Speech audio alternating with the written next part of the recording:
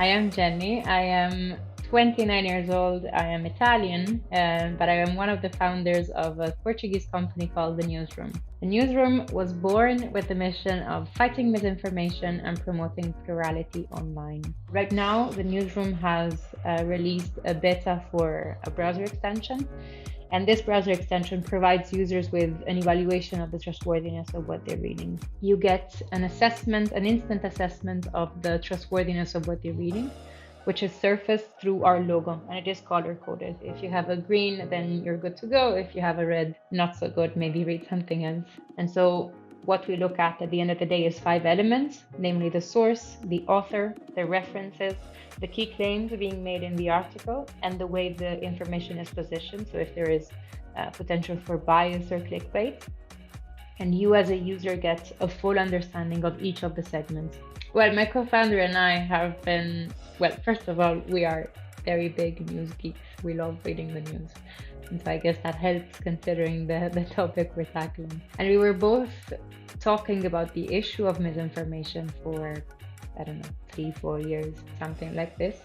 And we were both working in tech at the time. And over the 4 years, we were always, oh, well, maybe tech could do something about this. We could try and find a solution, etc., etc. But it was always something that we were brainstorming about and debating about, but we never really took an action. And then COVID arrived. It brought a lot of bad things, but I think one of the things it brought is a lot of self-awareness and a very big sense of urgency. I think COVID was the first time in which we could really draw the line between misinformation and people dying. Like it was very clear. And this honestly created a very, very big sense of urgency. So the conversations that we had been having turned into, okay, we need to do something about this. And if we don't do this now, then there's no point in doing it in the future. Like this is the time to try. There was something piling up. And then when COVID hit, it was like a cold shower, and we needed to do something about it. And so here we are.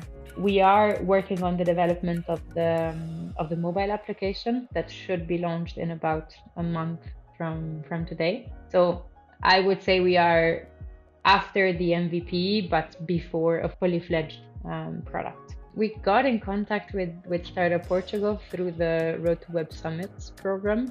The Road to Web Summit program has been very helpful for us. It provided us, first of all, with a nice network of people that were joining the program, and we had meetings with Paddy Cosgrave and with the president of Portugal. The Road to Web Summit program has been very good. They created a very strong network of other startups, investors, etc., which was honestly quite beneficial when we in the stage we were at.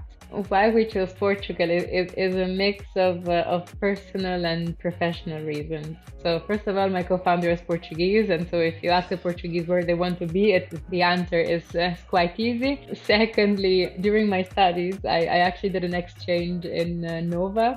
The idea of moving back to Lisbon was honestly quite exciting. The professional aspect is that we felt that Portugal was a good place to start from, and considering that we are working in the impact space, there were quite a few things happening in Portugal, and they still are, that gave us the impression that Portugal would be a good place to start an impact-driven company. And so this mix of the two aspects basically led us to decide to start in Lisbon. What I would like the Newsroom to do is to make sure that we can debate with each other without getting polarized or without getting extremely outraged or anything of the sort. We need this very much for our democracies. And so if the Newsroom can contribute to that, to build an information ecosystem that is inclusive, that doesn't leave people outside, that doesn't drive hatred or racism or sexism or anything of the sort, then we will have achieved what we want to do. we need more people involved in impact. We need more companies that are born because of impact. We need more investors that value impact, and we need support from government, from private institutions.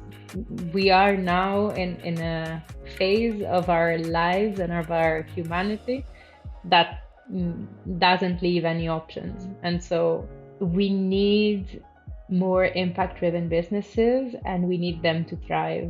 Now, even if the newsroom fails tomorrow morning, which I hope it doesn't, we do need more people involved in making sure we leave the world in a better place compared to what we found it, because otherwise I see no future.